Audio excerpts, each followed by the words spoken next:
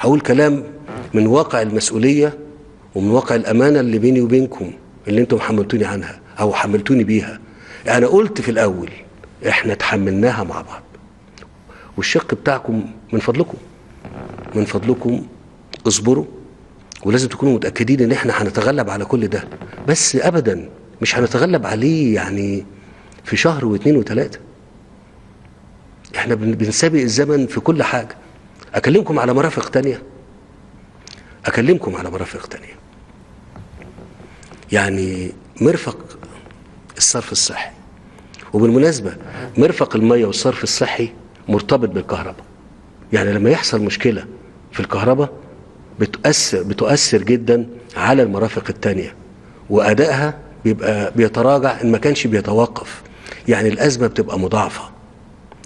أنا ما اتكلمتش على إن ممكن يكون موجود ناس كمان بتحاول بتعرقل الضعيف.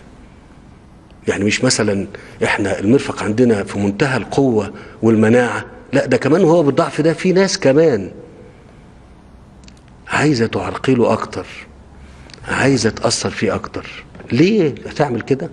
عشان انتم يا مصريين، الشعب المصري يعني، يتأثر ويبقى غضبان ويبقى مستاء ويبقى زعلان.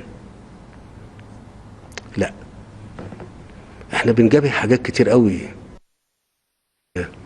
وجود، احنا بنحارب معركة وجود.